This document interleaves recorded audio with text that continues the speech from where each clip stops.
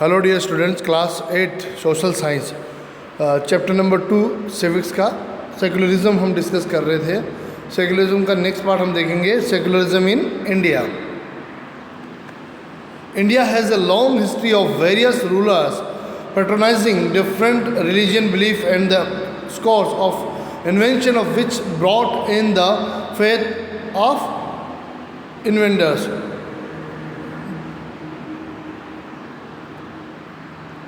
This has resulted in the India having the matchless multiple religion and religious community. Of course, many religions are native of India: Hinduism, Buddhism, Jainism, Sikhism, and some religions came here from beyond the borders, Islam, Christianity.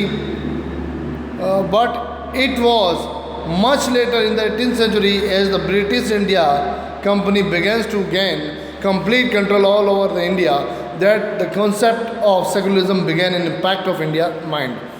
Until then, the religion was considered the impartable form of social and political life. देखिए कि India में secularism की हम बात करें तो India में क्या है कि शुरू से यानी एंशिएंट टाइम से ही जो फॉरेन इन्वेस्टर थे, यानी कि जो विदेश के जो नागरिक थे या विदेशी जो आक्रमणकारी थे या विदेशी जो यात्री थे, वो शुरू से ही इंडिया में आते रहे हैं। चाहे आप देख लो बगदाद देख लो, ईरान देख लो, इराक देख लो, या अमेरिका की तरफ से देख लो, आप यूरोप की तरफ से देख लो, तो बहुत सारा और नेबरिंग कंट्री जितनी भी हैं वहाँ से भी कई बार इन्वेंशन होता रहा है। और आसपास के जितने भी कंट्रीज़ हैं उनके रिलीजन के अलग अलग रिलीजन्स के लोग यहाँ पे आए हैं। इसलिए इंडिया में डिफरेंट काइंड के जो रिलीजन हैं वो डिफरेंट काइंड की रिलीजन भी फेथ और डिफरेंट काइंड के कल्चर ट्रेडिशन हमें देखने को मिलता है। डाइवर्सिटी बहुत ज़्यादा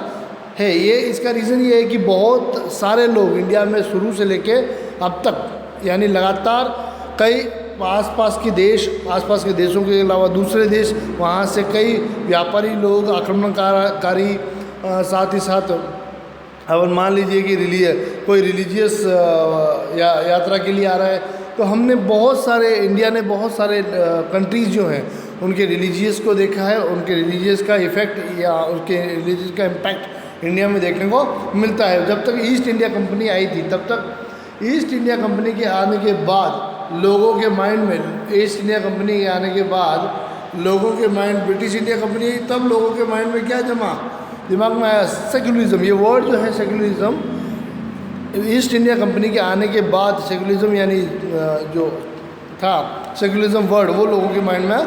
उससे पहले जो था religion was consider inseparable from the social and political life. Religion को सेपरेट रखा जाता था, सेपरेट सब्जेक्ट था सोशल और पॉलिटिकल लाइफ का। The original text of preamble is adopted by the constitution assembly did not contain the term secular. This term was inserted into the preamble through 42th amendment 1976 of the constitution. देखिए secularism word जो है वो जो मूल संविधान है, जो basic constitution है, जो हमारा शुरुआती कॉन्स्टिट्यूशन है, जो 1949 में कमेटी के द्वारा 1950 में जो लागू हुआ, वो जब 1949 में कमेटी बनी या कॉन्स्टिट्यूशनल असेंबली जो बनी, तो वो कॉन्स्टिट्यूशनल असेंबली में ये वर्ड सेकुलरिज्म उस वक्त नहीं लिया था कॉन्स्टिट्यूशन में। ये 42 का जो अमेंडमेंट हुआ था कॉन्स्टिट्यूशन में 1976 में, उसमें ये वर्ड कॉन्स्टिट्यूशन में शामिल किया गया। Secularism can be interpreted in the Indian context to be having these feature. Secularism को इन फीचर्स के साथ हम देख सकते हैं। पहला क्या क्या है? It implies equal respect to all religion and religious tolerance.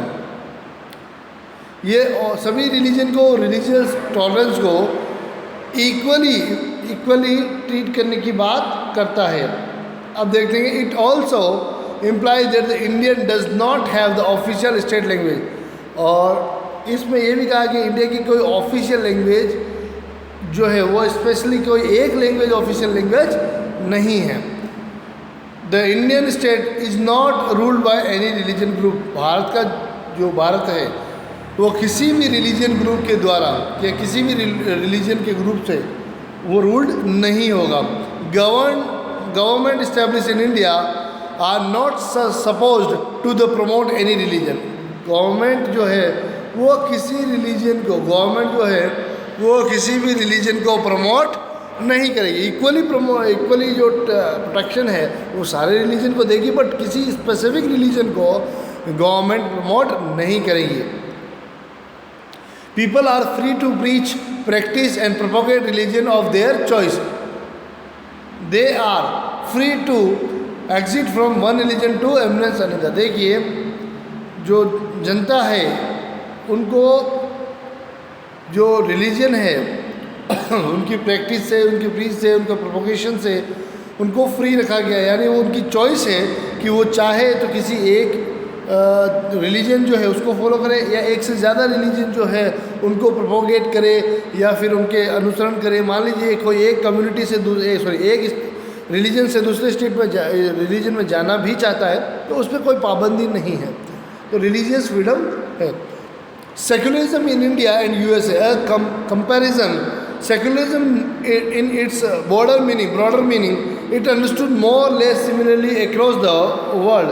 However, certain interpretive and operative aspect of this concept are different countries and society. देखो सेकुलरिज्म का जो वर्ड है ऑल ओवर अगर ब्रॉडर लेवल में हम देखें तो वो एक ही है, बट वेरी करता है कि किस कंट्री टू कंट्री जो है उसका मीनिंग में थोड़े से डिफरेंसेस आ जाते हैं। कहाँ पे? जहाँ पे फिलोसॉफिकली जो थिंकर्स हैं या फिर जो सर्टेन इंटरप्रेटिव जो हैं वो लोग उनमें थोड़ा सा उसके डिस्क्रिप्शन को थोड़ा चेंज करते हैं। चेंज मीन्स उसका जो जीस्ट है, उसका जो मूल रूप है वो तो चेंज नहीं होता, डिस्क्रिप्शन में कोई डिस्क्राइब करने का जो तरीका। The interpretation of secularism, it is the variance in India, some other countries. The Indian form of secularism is thus different from the USA. देखो इंडिया का जो सेकुलरिज्म का फॉर्म है वो यूएसए के सेकुलरिज्म के फॉर्म से डिफरेंट है। In the United State of America, the first amendment of US constitution prohibited the legislature from making law respective the establishment of religion, और that prohibited the free exercise of religion. The use of term establishment means that no religion can be declared as the official religion। यानी किसी भी religion को official यानी संवैधानिक रूप से या शासकीय रूप से या रूल के रूप पे किसी भी रिलीजन को, किसी भी धर्म को ऑफिशियल रिलीजन घोषित नहीं किया जाएगा। Hence there can not be any state interference in the affair of religion bodies और वैसा वैसा। देखिए किसी भी स्टेट के थ्रू क्या नहीं किया जाएगा इंटरफेरेंस, किसमें? रिलीजन जो है, रिलीजन अफेयर्स जो है उनमें इंटरप्रिटेशन किसी भी रिलीजन के थ्रू नहीं किया जाएगा। In India the state does enter in the religious matter but it impose law for the general empowerment of social norms which have been under several incorrect and even harmful belief that had set in the during centuries of traditional religion ignorance and suppression. We can understand this better by the considering the example of the old custom of dowry, sati, untouchability, and practiced by some Hindus. The government had bring the law prohibited such custom which had turned into a social means. During this British rule India, certain laws were codified. The pretending of the practice within the religion group in the subcontinent. They institute separate law for Hindus, Muslim and Christian, Sikhs and Parsi and other part of the divine policies. In India, in doing go, so they lead the foundation for non-uniform civil code remain largely unchanged today. देखिए कि किसी भी religion में कई अच्छाई होती है और कई बुराई भी होती है। अगर किसी रिलीजन में वहाँ पे जहाँ पे कुछ बुराइयाँ हैं, जहाँ पे कुछ कुरीतियाँ हैं, जहाँ पे सोसाइटी को के लिए कुछ चीज़ें गलत हो रही है, तो वहाँ पे स्टेट जो है वो पॉजिटिव इंटरफेरेंस करेगा। और जैसा कि उन्होंने किया है पहले, ड्राउरी यानी दहेज जो था वो, सती प्रथा जो थी, अनटचेबिलिटी, जो छुआछूत था, उन सबको क्या किया है, प्रोहिबिटेड किया है गवर्नमेंट ने। तो यानी पॉजिटिव इंटरफेरेंस गवर्नमेंट करेगी जहाँ पे आपके रिलीजन की कुछ बुराइयाँ हैं, आपके रिलीजन को लगता है कि ये किसी के फ्रीडम, किसी इंडिविजुअल के फ्रीडम्स या किसी इंडिविजुअल के राइट्स को वायलेट करता है, तो वहाँ पे गवर्नमेंट इंटरफेयर करेगी, जुडिशरी इंटरफेयर करेगी।